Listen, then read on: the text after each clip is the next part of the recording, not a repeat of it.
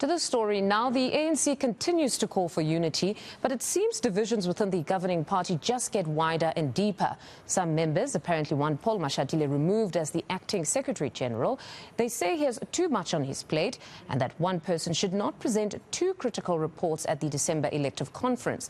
Political analyst Sipho Seepe joins us now to discuss this a bit more. Professor Seepe, good morning and thank you very much for your time. Now, that opposition to Paul Mashatile, as you would have heard in the intro, continues to grow, the fact that he's juggling 6 positions. But they're saying it's purely based on the administrative errors in the SG's office, most recent being the Northwest Task Team saga, because the mandate had expired in that one. What do you make of this, though? Could there be other reasons for this call for him to be removed? Because some have argued that the SG's office is not one individual. There's support staff. We've also had Gwen Ramagopa being brought in as coordinator. So what do you make of all of it? Is it a legitimate call? I think it is a legitimate call in the sense that both positions that he holds, the position of a Treasurer General is a heavy position that is substantive. And some have argued that he's not even doing that well. And that they put as evidence that he has not even been able to pay the employees of the ANC, which is actually on its own very embarrassing. Now you give him additional responsibility, and then you have these hiccups. They do buy the argument that the office of the SG is not made by one individual. But at the same time, you have the notion that says that position holds a great undue influence. And these issues also arise more to address other issues of political campaigning and positioning. They feel that given that Paul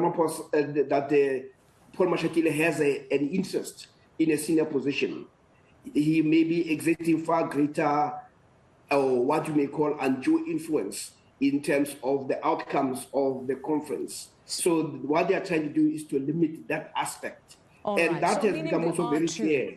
So meaning, Professor, there could be two reasons. It's administrative, it could be a lot on his plate, but also people don't disregard the influence or the power that one has when they sit in that position of SG, particularly in such an important year of an elective conference, because he is visiting these provinces. So clearly there could be two reasons, am I correct?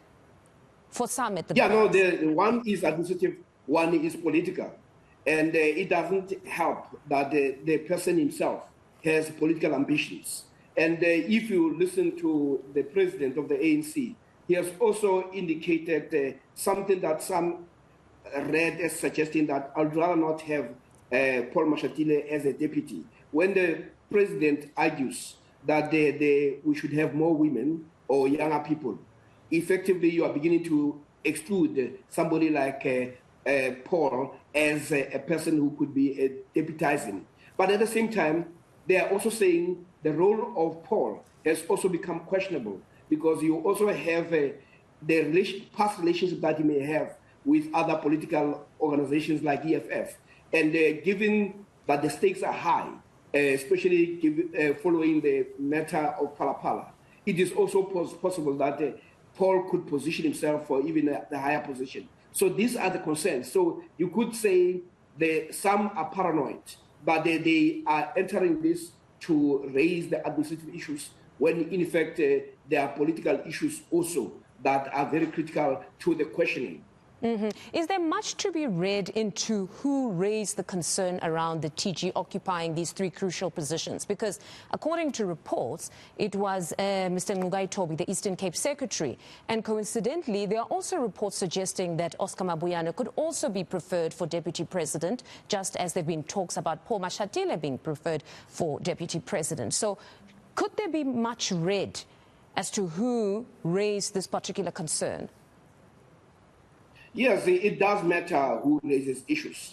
But in the end, what the party will have to do is to subject that to a particular scrutiny, to say to what extent are these concerns valid.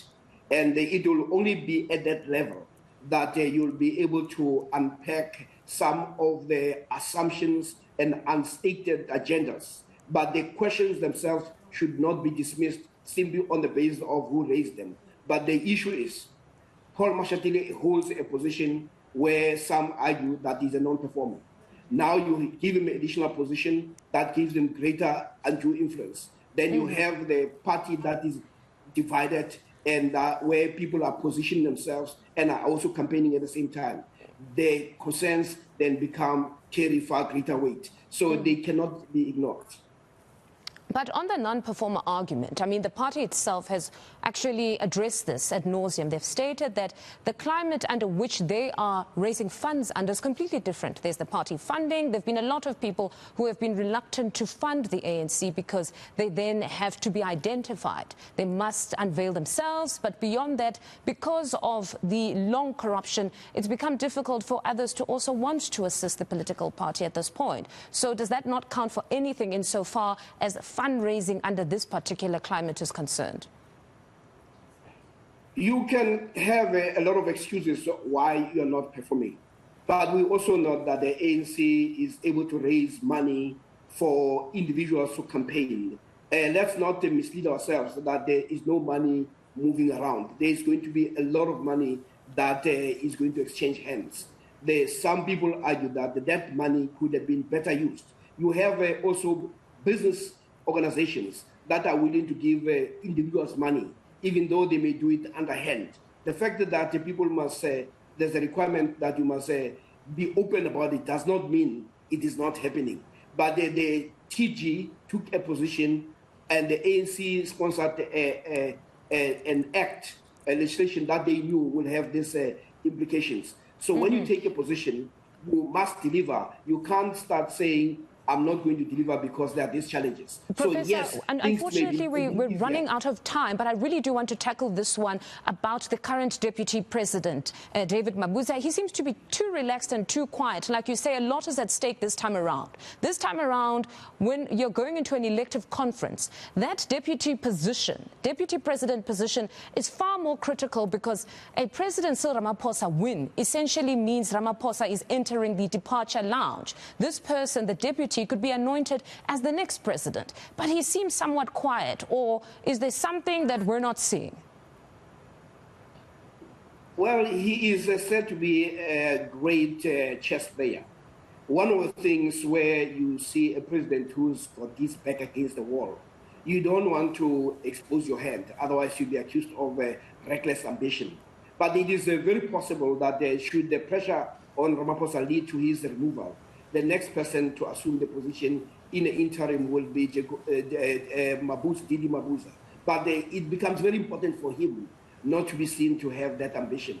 So maybe the chess player in him is what we are seeing. He is relaxed, but he also understands that his position was also the position that came with what people felt was a betrayal. So he cannot come out and invite the people who are going to remind him of how he may have betrayed other comrades in the past. So his relaxation has two elements. One is a historical error that may have happened, and secondly, it's that he's simply biding his time and knowing that anything is possible, and also understanding that perceptions do matter, and reckless ambition gets punished in politics. Professor, it seems like it's going to be an interesting season for the ANC this time around. Thank you very much for your insights. That's Professor Sipho Seepe.